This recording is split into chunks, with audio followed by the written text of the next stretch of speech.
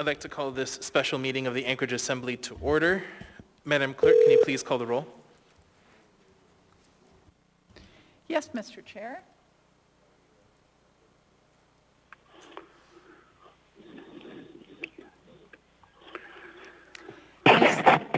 Ms. Allard. Here.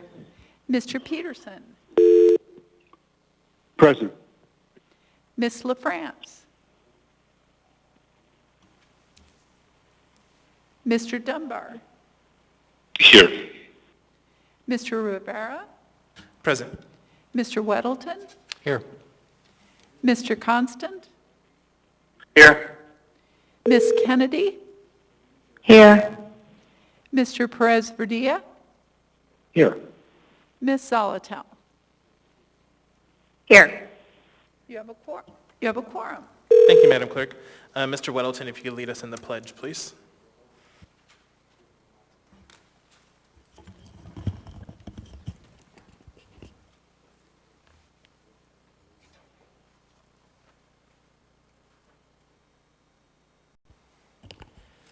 I pledge allegiance to the flag of the United States of America and to the republic for which it stands, one nation, under God, indivisible, with liberty and justice for all.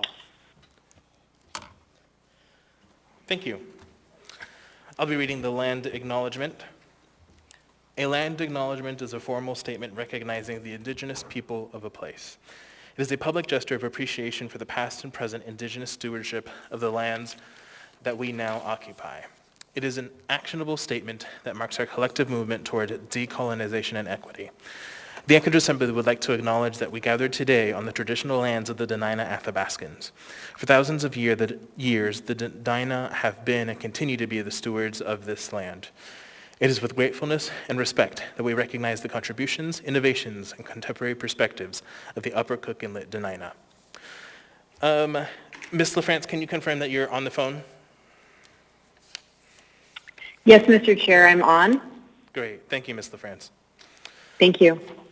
All right. So very quickly before we get to our one item on the agenda, so this resolution that we have before us today, AR 2020-426, makes some changes to previous appropriations approved by the Assembly and reappropriates funds for expenditures on the 4 programs described in the AR. When a resolution is before the Assembly, if the resolution proposes to increase in appropriation by more than $500,000 or decrease in appropriation by more than $500,000, our legal counsel advises the Assembly that the municipal code requires a public hearing before the Assembly. Only after the public hearing closes, we can vote on the resolution.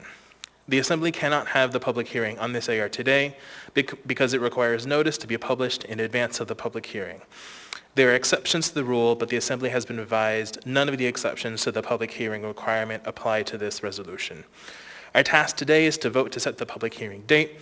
I would ask for a motion when we get there to set it at our next regular meeting, December 8th, so we can approve the resolution as quickly as possible and make the funds available. With that, we have under item 4A, resolution number AR 2020-426, a resolution of the Anchorage Municipal Assembly reappropriating an amount not to exceed $15,407,650 of the Arrowhead General Fund balance to the Rental and Mortgage Assistance Program, small businesses impacted by Emergency Order 16, the voucher program, and meals programs for those impacted by the COVID-19 pandemic. So I'd like a first, second, and third move to introduce and set for a public hearing on Tuesday, December 8th. Move to introduce. Move to introduce, Constant. Third, Second. LaFrance. Thank you. So I have a move by Mr. Weddleton, second by Mr. Constant, third by Ms. LaFrance. That completes the action on that item for today. So we'll be deliberating and voting on that item on Tuesday, Chair, December 8th. I have a point of order. Yes, Ms. Allard.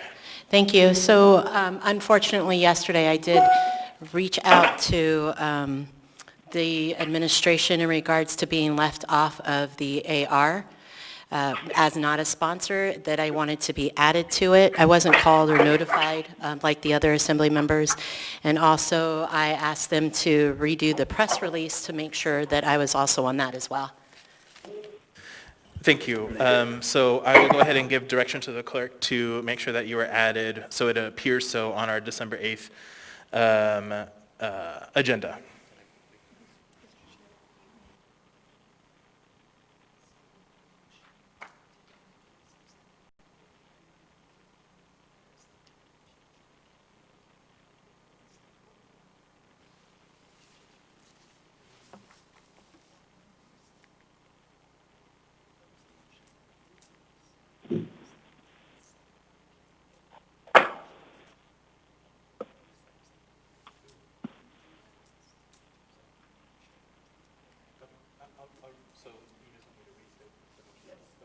Got it. So the clerk would just like me to restate the motion so it's very clear on the record. So the motion that was moved by Mr. Weddleton, seconded by Mr. Constant, and thirded by Ms. LaFrance is a motion to introduce and set this item, AR 2020-426, for a public hearing on Tuesday, December 8th. Thank you. All right, so with that, we'll go ahead and move on to audience participation. Would anyone like to participate? You have 3 minutes. Welcome.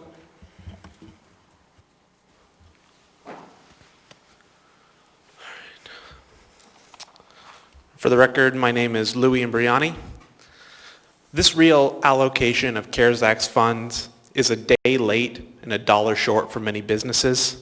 The solution that we find ourselves in now is not caused by the virus.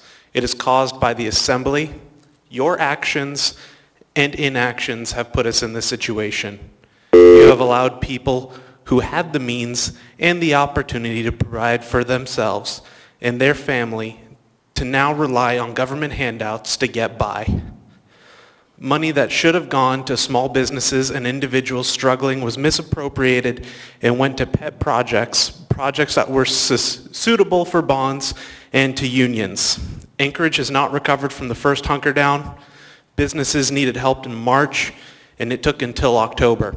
I'm glad to see that more CARES Act funds are finally coming their way. Now the acting mayor shuts them down again and then pleads, saying that we need more congressional help. We already got it, and it was squandered. UAA Professor Kevin Berry said that the food and beverage industry is down 1,800 jobs and retail trade industry is down 1,300 jobs in Anchorage, and that's a 28% decrease. This all happened before EO 16 took effect. How many more jobs were lost on December 1st? He also said that people are not going out because they do not want to get sick, they do not want to end up in the hospital, and they do not want to get their loved ones sick. He didn't mention that people don't have the money to spend because they don't have a job or extra income. Personally, for me, before March 15th, I would go out to eat 5 to 10 times a week. Now, because I don't have that extra income, I do not go out at all. That hurts the economy, that hurts my friends, and that hurts the people who I want to see to succeed in this community. Small businesses are closing at an unprecedented rate. Small businesses don't give this town character. They are the heart, they are the soul, and they are the blood of this community. They provide jobs to people entering the workforce for the first time or re-entering the workforce from homelessness or incarceration. They sponsor charity events, kids sports team, and give back to the community. The EO has to go. Thank you. Thank you. Welcome. Thank you, Dustin Sherman. And I would actually like to echo the previous speaker's testimony. I think that there was a lot of different chances that we could have, that the Assembly and the mayor, both mayors actually, could have stepped up to help the small businesses and the people that were affected. Running a business as I had, we had applied for CARES Act funding or CARES Act money twice. The first time we were turned down because we didn't get it in time and the money ran out. So the second time we got in, we got a little bit, and it lasted for maybe 2 weeks by the time everything was done. I think we ended up with like $10,000. And by the time the employees were paid and for the times that they were off, it wiped it out. So what I think should have been done, or there's other ways that I think it could have been done, I would like to know exactly how many businesses in Anchorage and in Eagle River and in the borough have actually been affected and have had to close down. I haven't seen any of those numbers. I know that there's estimates, but I haven't seen any of those numbers as far as how many businesses have been shut down and laid off employees. With that said, I know there's a bunch, but with the amount of money that the CARES Act had allocated for the city, I don't see why you couldn't have taken that number and divided that up, and instead of having people apply for the money, give them a certain amount of time to say, hey, we're affected, divide that money up evenly, and divvy it out that way. It would have been a lot more fair, and I know that business sizes may dictate that, but there's also ways to find that out too. I just think that, again, like the previous speaker said, it's a day late and a dollar short. So I think that there's other ways. We need to kind of open our minds if we're going to help the city out, and I think that maybe looking at things like that and knowing exactly how many businesses are affected, how many employees in those businesses are affected, those numbers would be helpful for the public. So if there's a way to put those out, whether it's through the mayor or through the assembly, I think that those numbers would be both transparent, and I think it would help the public understand what's going on. Thank you. Thank you for participating. Welcome.